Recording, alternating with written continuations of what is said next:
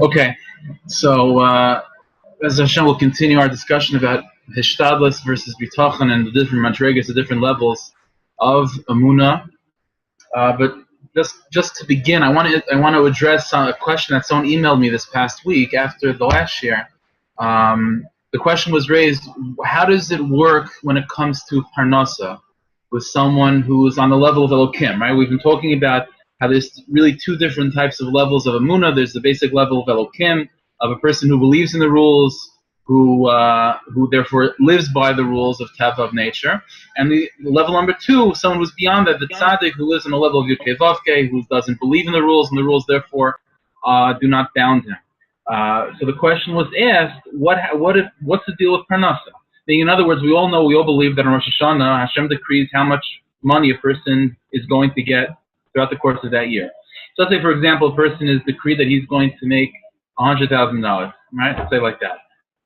Now, this person, let's say he's on the level of Elokim, which means that in order to legitimize him receiving that $100,000, physically down here in this world, he has to go through the rules of nature. That's what he believes in, and that's what's going to govern him. Now, let's say this person, either willingly or unwillingly, whatever the case may be, he loses his job, he quits, he gets fired by another person who has free will. Things happen that in order to, which according to the rules, he doesn't seem to deserve that $100,000. So what happens then? How does the decree of Rosh Hashanah, how does that interact with the person's hishtadlus throughout the course of that year? So it's a very, very good question. It's a very important question. There's many different aspects of what, how to tackle such a question. But I just want to mention one idea, which is something that the Baal Tanya wrote. He writes this in his commentary to Chumash. He writes it in a few places as well. He raises the following question. The Gemara, we all know that there's such a thing as the din of Rosh Hashanah, right? Rosh Hashanah, Hashem judges us for everything that's going to happen that year. At the same time, there's another Gemara, Rosh Hashanah, which tells us Adam Nidin B'chol Yom, that a person is actually judged every single day.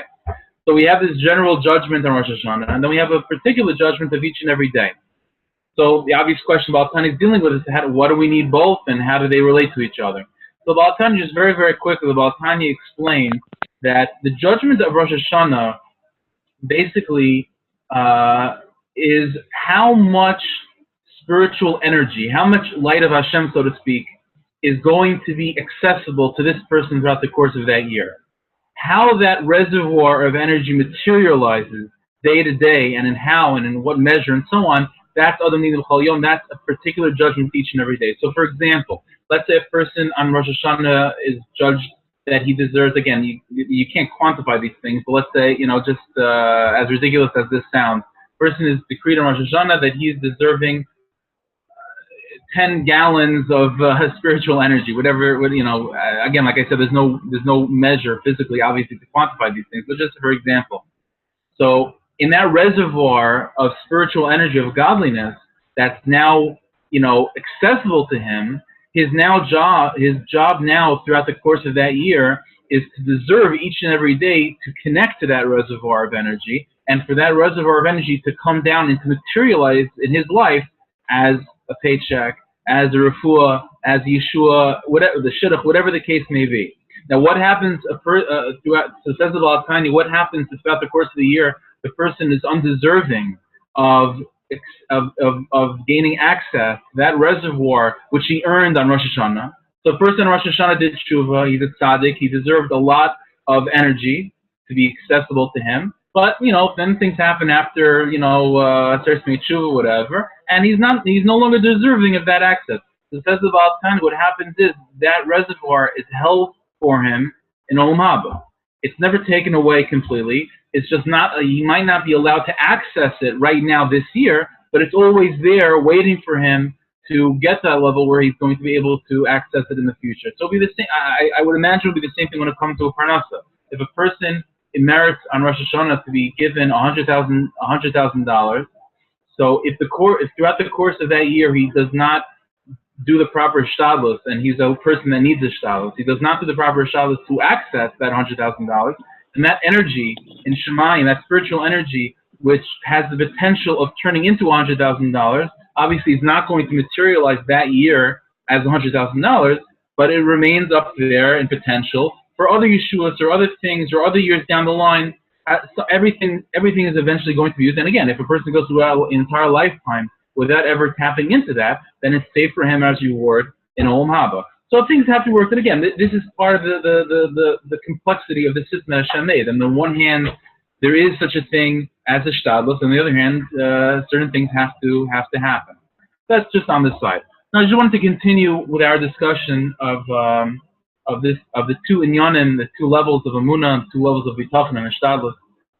So until now we've been discussing, we basically made a dichotomy that we have type A, which is Elokim, a type of person where he's bound by the rules and so on, and type B, which is Yud Kei Vav Kei. I just want to mention, this is what I want to mention right now, is that there is such a thing as a person who's generally speaking living on the level of Elokim, which means he believes in the rules govern him and so on. He's a person that cannot walk through walls and things like that. He's not a Yud Kei Vav Kei type of person. However, the Svarim do tell us that there is such a thing that on occasion, a person even on such a level can attain and can tap into the level of Yud Kei Vav Kei. I'll tell you a classic example. I don't know if it's a classic example. An example of such a thing is that if you remember way back when we first started this whole discussion, the personality that I chose to give as an example to represent the world of Elokim was the Brisker Rav, right? So I mentioned the story that they say that, he was thinking about leaving Eretz Yisrael in 1948 because he said he has a tradition when they shoot, you run. Meaning, listen, you have to go with the rules of Ishtadlus, and according to the rules of Ishtadlus, maybe this is a dangerous place, and because of that, I have to go away from it. And the thing, he didn't leave because of other circumstances, but so that was the person that we used. That same person, Brisker Rav, famously, is a relatively famous story, was actually saved in the Holocaust and on certain occasions during 1948 by tapping into the level of Yud Kei Vav Kei. He's like this. In Nefesh HaChaim, Reb Chaim Volozhner, the great-great-grandfather of the Brisker Rav, writes the following thing. He says that there's a skula, there's no really good English word to translate the word skula, charm, some sort of power. That it says that Reb Chaim Volozhner, he writes this, you can look it up yourself. If you use this skula, then it is guaranteed no harm can come to you. What is this skula? Nefesh HaChaim writes, if a person is in a dangerous situation, a life-threatening situation where there's no natural way to get out of it, you seem to be backed up into a corner, says the Nefesh HaChaim, if a person, even a regular person, who's generally speaking on the level of Elokim, if he meditates on the following words, Ein od milvado, that there is nothing but God, there is nothing but Hashem, then says the Nefesh HaChaim that for those moments when a person is meditating on that reality of Ein od milvado, nothing can harm him. The Nefesh HaChaim writes.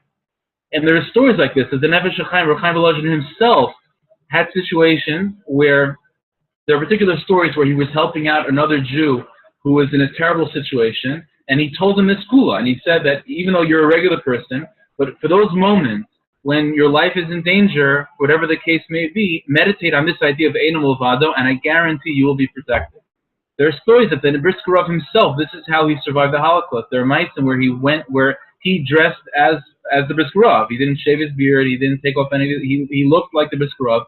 Him and his son Rebel were able to drive past and walk past Nazi guards, and miraculously, without the Nazis stopping them or anything. The reason is because Brisker Rav said that him and his son were meditating on Einai Milvado, there is nothing but God, and at those moments, he was living on the level of Yud Kei Vav Kei, and when a person lives on that level of Yud Kei Vav Kei, even for a moment, no harm can come to him. The rules are suspended for him. There's a ma'isa that he himself was traveling in a car. He was in the back seat of a car with his son.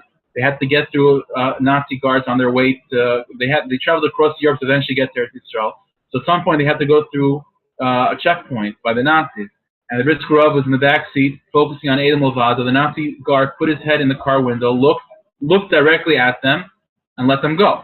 As the car went further on, a block away, whatever, something happened that distracted Brisker Rav's meditation, and he lost concentration on Ein Milvado. And then automatically, right then and there, the Nazi guard waved the car back, and the car had to come back. And then when the car was, in reverse, the Brisker Rav concentrated again, and the Nazi again stuck his head in the window, looked at Brisker Rav, and let them go. There's another ma'isa, it's a quick thing. It's a cute ma'isa. Even during 1948, the story goes. I'll say it very, very quickly. The story goes that The bombs were falling all over the place. The Yerushalayim was very, very dangerous. So all the Jews that were in Yerushalayim were running to bomb shelters. Brisker refused to go to bomb shelter. He's sitting on his couch learning Gemara. He's not going anywhere. He's not interested. So his son Rebel is very nervous for his father's safety. And he knows that there's only one person in all of Yerushalayim that his father would listen to. That's Rav Zalman Meltzer. So the Rebel, Brisker's son, risks his life crawling, throughout, running the streets of Yerushalayim, getting to Rav Zalman, tells Rav Zalman what's going on with his father. So Rav Zalman takes out a piece of paper, writes on it, with all due respect, as the Rosh Hashiva, as the Rav of Yerushalayim, I command you to go to a bomb shelter. So Rebel takes this piece of paper back to his father, shows it to his father, and so it's like, you told on me. So one of my soldiers, Rav Zalman, says, I have to go. So he closes his Gemara, gets up from the couch, walks to the door, and as they were about to leave the room, a bomb breaks through the roof, lands right on the place of the couch where Rebisco's head was, and doesn't explode. So Rebel says to his father, I'm a miracle worker. Look what I did. If it wasn't for me, you would have been on that couch. So Rebisco said, a miracle worker, you owe me a new couch. He said, while I was sitting on that couch and I was learning, I was meditating on Eina Milvado, and nothing would have happened. Nothing could have happened. You got this letter. You made me close my Gemara. You made me get up. It messed up my concentration, and that's why the bomb came and broke my couch. And the whole time, down to the bomb shelter, he's telling his son that after the war's over, you're going to the store, you're getting me a couch. It has to be the same type of couch. You have to break it in. The whole thing. There is such a concept that you can have an average person who, on occasion, taps into the level of Yud-Kei Vav-Kei. More so, there is such a concept, and this is specifically found in the Chassidish Swarm, there is a concept that not only can an average person on occasion tap into Yud-Kei Vav-Kei, that level, by, let's say, meditation on Eina Milvado and so on, in the Chassidish Swarm we find the concept that even by associating to a tzaddik, a person, there is such a thing that the level of the tzaddik, by osmosis, will transfer over onto this average person. Now, it won't necessarily, unless the person is really working on himself, it won't necessarily change him through and through, but at least at the time when he's connected to the tzaddik, either physically, by literally being associated and next to the tzaddik, or mentally, by thinking about the tzaddik and by connecting to the tzaddik in his own personal life, there is such a thing that the light of that tzaddik can somehow lift the person up. We have many stories like this, again, in the Chassidish world, where you have Gaboyim, who are not necessarily the most unbelievable tzaddikim, but because of their association with big tzaddikim, crazy things happen to them. I mean, there's many stories like this. There's one famous one with it's called the Munkatcher passport. There's many stories like this, where just by associating oneself to a tzaddik, miraculous things can happen to you. Now again, that doesn't mean that the person is really changed. It doesn't mean that the person is truly any better. There's another story. There's a story again. Once we were saying stories already, there's a nice they say with the Baal Shem Tov that the Baal Shem Tov used to travel from place to place with a certain, with his horse and with a certain carriage of horses, and they would go miraculously with Kvisat from one corner of Europe to the other like nothing, and the carriage would be flying in the air. This is what they say. So the story goes that as one time was happening, that the horses of the Baal Shem Tov and the Baal Shem Tov on the carriage were flying through the air and across Europe. So one horse said to the other, "No, I think we're angels. I don't think we're horses. I think we're angels. Look at us. What horses fly in the air? We must be angels." The other horse says, "Okay, I guess you're probably right." So after they land in whatever place it was, the Baal Shem Tov ties them up to the barn over there, whatever, and there's a big trough of food. And immediately when the horses see the trough, Baal Shem Tov walks away. They stick their faces deep into into the garbage food over there. And then the horse looks to each other and they say, "You know what? We're taco horses. We're taco horses." So there's such a thing that by a person there can be such a thing as well, that by association to a tzaddik, the person is uplifted temporarily.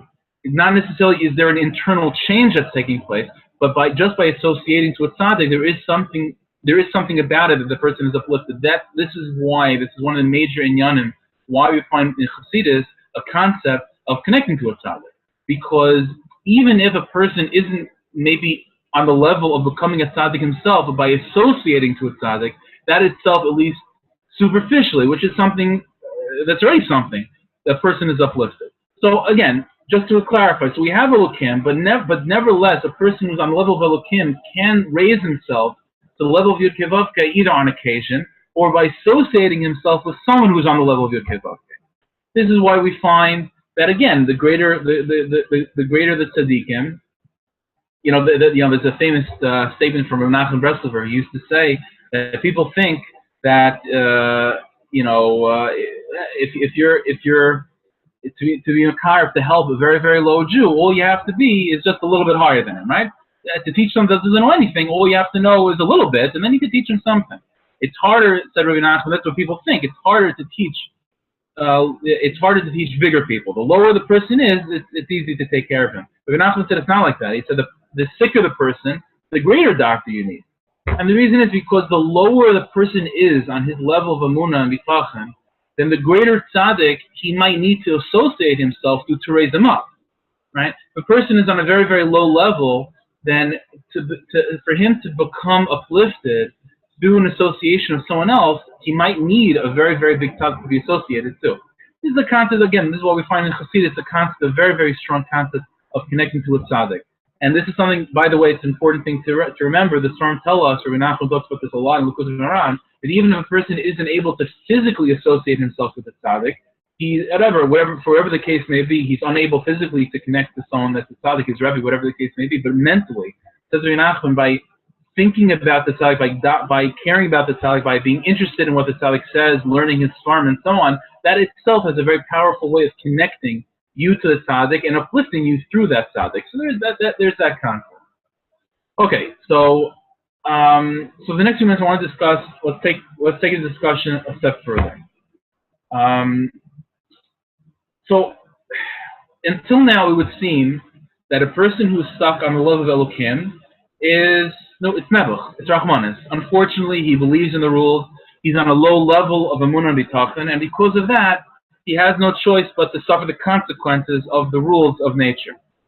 However, it would seem that that's a b'diavad. That's not the way a Jew is supposed to be. It's not really what Hashem wants. What Hashem really wants are tzaddikim on the level of Yud Kei Vav. And there's no question, there's truth to that. Hashem wants us to raise our Amunah without a question. However, there is one point I want to make, and I think this is a very, very important point. There's a teaching, there's a famous statement, from Chazal. The pasuk says, "Vayeshev Yaakov be'eretz Megurei Aviv be'eretz Canaan." The Chazal tell us that Yaakov Avinu, after his whole episode with Esav and all the difficulties that came along with his struggles of finding a shidduch and raising a family and so on, so Chazal tells Bikesh Yaakov leishev b'shalva, that Yaakov wanted to sit in peace. He wanted to be sitting in peace. So Hashem responded to him, you tzaddikim, it's not enough for you to have menucha, to have peace in the next world. You want to have peace in this world. Miyad kafsal of ragza shel Yosef. So immediately the whole suffering, the whole episode of Yosef Tzaddik came upon him. So what does that mean? What was Yaakov Avinu looking for? What peace? What was the peace that Yaakov was looking for? He's looking for, just to relax, to sit in a hammock with a beer and to watch the football game. What's the peace that Yaakov Avinu was looking for? So it's a very, very important teaching from the Ishvitzer.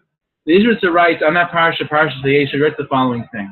He says the peace that Yaakov Avinu was looking for was the peace of living a life without having any doubts. Without having any doubts. What does that mean, doubt? Yaakov Avinu didn't have doubts about Hashem. He didn't have doubts about the truth of Torah. What were the doubts that Yaakov Avinu wanted to avoid? Says the Ishvitzer, the doubts of Yaakov Avinu that he was trying to run away from was the doubts that plague a person who's stuck in the world of Elokim. How much work should I put in today? How much effort should I put in Ishtadlos? Am I doing the right thing? Am I working at the right job? Am I not doing the right thing? Is this really what Hashem wants? Maybe Hashem wants me that I should quit my job and sit and learn. Maybe Hashem wants me to take a different job. Does Hashem want me right now to cut my learning short in order to help out another Jew right now or not? All these doubts that plague a person. Yaakov Avinu wanted to raise himself up to the level of Yud Kei Vav completely, to get out of the world of doubt, to get out of this uncertainty of Elokim, which there's no question that a person who's on the level of Elokim, who's stuck in this world, is plagued by doubt, each one in his level. Obviously, we have much more doubts than a Yaakov Avinu, but Yaakov in his level wanted to get rid of doubts. And that's what it means, the peace that Yaakov Avinu was looking for. So Hashem responds to him that that's not the way Hashem, that's not the world that Hashem wants. Tzaddikim, you'll have menucha in the next world, but in this world, Hashem Dafka wants a person to deal with doubt and to overcome it. Now, overcoming doubt does not mean necessarily to have the answer, because sometimes there is no clear answer. after the whole discussion we've been talking about, so if someone were to ask me, so practically, Yossi, am I supposed to work, 11 hours a day in order to make a parnasa, or should I cut my job down to 8 hours a day and spend the rest of the time? There's no way for me to answer that, and sometimes there's no way even for anyone to answer that to an individual person. There's no question that as a person is living a level of Elokim, you're plagued constantly with doubt. And that's the reality. But what Hashem was telling Yaakov Avinu is that's exactly what Hashem wants sometimes. Sometimes Hashem wants us to live in a world of doubt, which seems to be the arena of Amalek, right? Amalek numerically equals the word doubt. That's where Amalek thrives, in the world of doubt. Hashem sometimes wants us to be in that place and to struggle and to do the best we can. The Indian of when Chazal then said that because of this whole discussion, Miyad Kofsa of Rogza Shel Yosef, the issue of Yosef Atzadik came upon Yaakov Avinu, the whole debate, this is something that, I can't go into at great length over here, just for a minute though.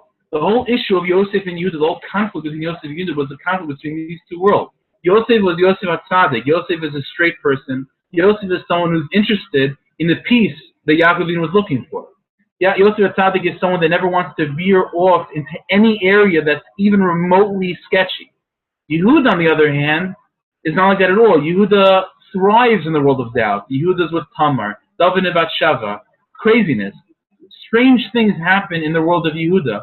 And nevertheless, all the craziness and all the doubt that plague a Yehuda personality, nevertheless, he's able to survive it and thrive in it and come close to Hashem despite all the doubts and despite not having the answers.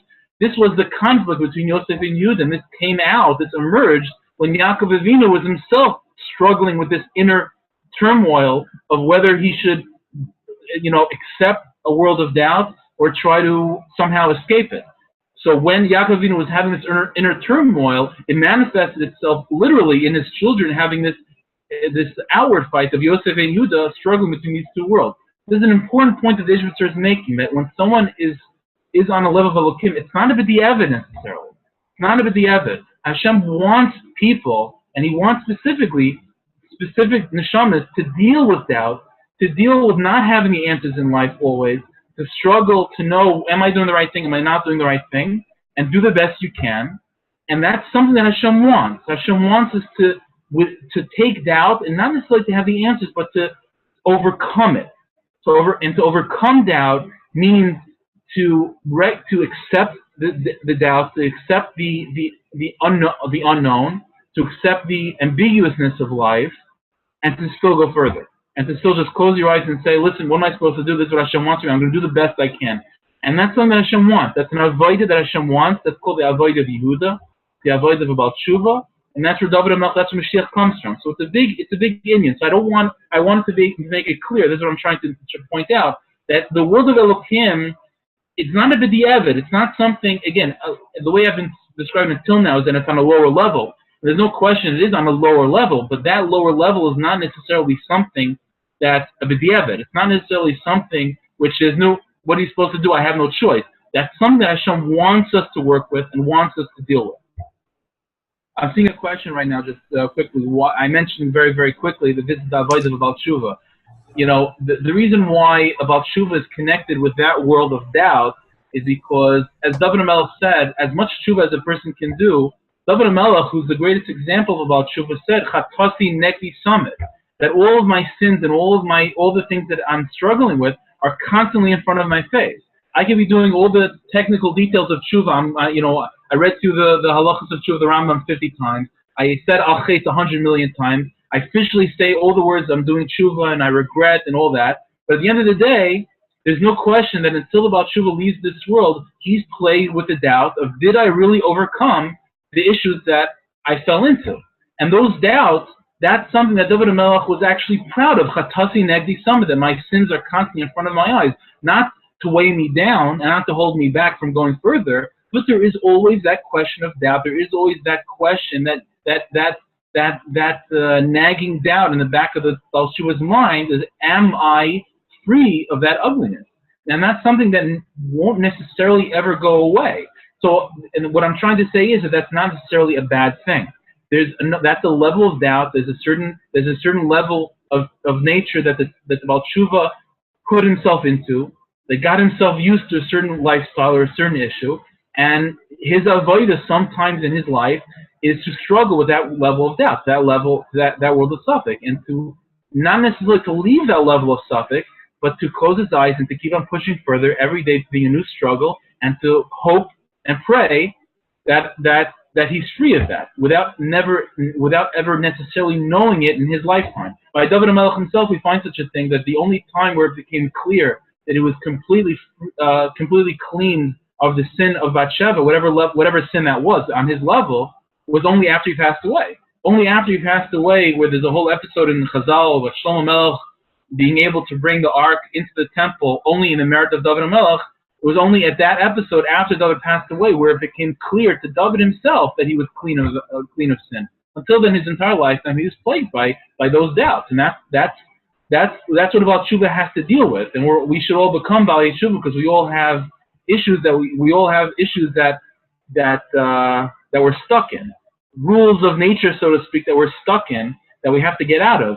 And until a person is completely raised to Yud Kei Vav Kei, there's no question he might be plagued with those levels of doubt. This is something important I wanted to mention from the Ishmael, that, again, there's no such thing as V'diavad. Every level that a person is put onto, it doesn't mean that he doesn't do the Ishtav to get out of it. But until he does, or he finds himself unable to raise himself to Yud Kei Vav Kei, that does not mean that his life is a V'diavad at all. It means that Hashem is sending him to struggle with Elokim, to struggle with those doubts, and to persevere and to get through it, and somehow things are happening in that place.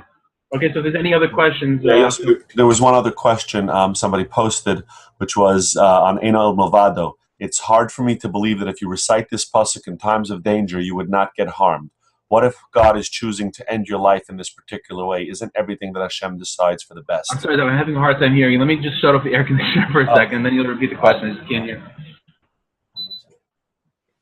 Yeah, I'm sorry. Say that again? So the question is on Ein Od Milvado. It's hard for me to believe that if you recite this pasuk in times of danger, you would not get harmed. What if God is choosing to end your life in this particular way? Isn't everything Hashem decides for the best? Yeah, so listen, there's no question that those situations of Ein Od Milvado, again, we have cases in history where a person has used that. And I'm sure there are probably cases in history where a person used it and maybe it didn't work. Because you're right, when a person's time is up, it's up. There is such a thing. I guess what the Nefesh Chaim was saying was, and again I have to look back to see exactly how he words it, that what he's trying to say is that if you're in a situation of where harm is going to come to you because of the circumstances of this world, then Ein Od Milvado will be able to make you, circumvent those scenarios. Listen, if a person, at some point after 120, a person's time is up, you could say Ein Od Milvado all you want, and that's the way it goes. Now, by the way, just on the side, there's something interesting. When a person's, this is an important thing to remember. When a person's time is up, maybe I shouldn't even mention this because it's going to be too complicated for like a minute, but just it's good I have to mention. When a person's time is up, there could be actually something detrimental by thinking Ein Od Milvado. The reason is because the concept of raising oneself up to the level of Yud Kei Vav Kei, of Ein Od Milvado, in a certain sense disconnects a person from the physical world. There's no question about it. That meditation is disconnecting him from this world. When a person's time is almost up and the neshama is anyway being pulled away from the body, then having that meditation could actually make the death come on. It could actually allow the death to happen instead of it pushing it away.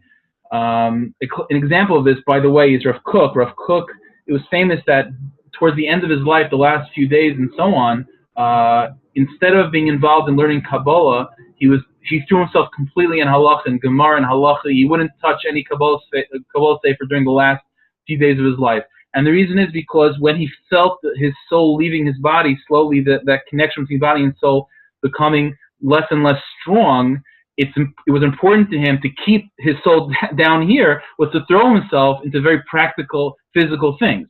So it's an interesting thing. When a person is being threatened by things of this world, by Elokim, then raising yourself of Ein Od Milvado, Yud Kei Vav Kei could help a person. However, when the time is coming for the soul on its own that it's time for this naturally to be drawn out of the body, then it could be Eino Movado will actually speed that process up. In which case, the person would want to do like a Rav Kook, throwing himself into practical things. So again, how do you know? It's impossible to know. You do the best you can. Like I said, Rav Kook was able to tell where his soul-body connection was. We're not on that level. We're in the world of doubt, and we have to do the best we can, and that's all we can do. But again, it's a good question. I don't know on particular cases. And right, is this danger coming from Elokim? Is it coming from just it's my time to be up? I don't know. Okay, I know it's late, but just in case, I just opened up, I unmuted everybody in case there's anybody on the phone call-ins who wanted to ask a question. Is there anyone there? If not, anyone? No? Yossi, I don't want to sidetrack, but I have one question from the beginning. You were talking about this spiritual capacity that gets saved for that if a person doesn't do Hishtadlus to bring that down, it gets saved for him. Is there a concept at all of that maybe it's better for a person not to do Hishtadlus and sort of store that away for the next world rather than wasting it in this world? No, because, if a person was completely... The answer is really no, because if a person is born, a person is alive, he's alive for a reason, and he has to accomplish certain things. So to allow that potential of fixing the world, of uplifting the world, of serving Hashem in this world, if a person allows that just to go, that's basically committing suicide. And committing suicide is usher according to Allah. Why? What do you mean? You want to connect to Hashem. There's no greater place to connect to Hashem than after a person passes away. The truth is, it's not like that. As we talked about in the Shiurim, talking about Chiyas Mesim and so on, that's not true at all. The greatest thing that a person can do is to serve Hashem in this physical world. And in order to serve Hashem in a physical world, a person needs to eat, a person needs to have clothing, needs to have a family, needs to be able to function. And in order to function, you need to draw those spiritual energies into this world in physical things. So even Yaakov Avinu, when he davened to Hashem, he said, "Nu v'nasan Hashem li lechem lechol beged lulbesh." Hashem, I need parnasa, I need clothing, I need a family. This is what I need in order to function, in order to be the tzaddik that I can become. A person who would neglect that, who would save all that stuff in Olam Haba, and basically commit suicide down here, he's committing a sin. That's not something that Hashem wants. He's being selfish, and he's not even. And truth is, it's not even selfishness. It's just stupid, because the level of attachment to Hashem, as we talked about in those shiurim about Olam Haba and Chiyas Mesim, according to the Mekubalim, the level of attachment to Hashem that a person can reach dafka in this world is much greater than anything a person can reach after 120. So not only is it selfish, but it's really self-destructive. It's the most productive thing a person can do is to do the best he can in this world, to do all the Shabbos he needs to do in order to survive, in order to function, in order to become who he can become. Now, the next year we'll talk about is the idea of a person who is working for Parnasa and so on, who finds himself in a job that he needs to do in order to make a Parnasa because he's in that world of Hishtadlus. Does that mean that the whole job is really nothing more than just being able to get the paycheck? Or is there something more in Hishtadlus itself? Again, that point will become clear in the next year. We'll talk about this more. Okay. Okay, Shkoyach. Thank you. Thank you, everyone.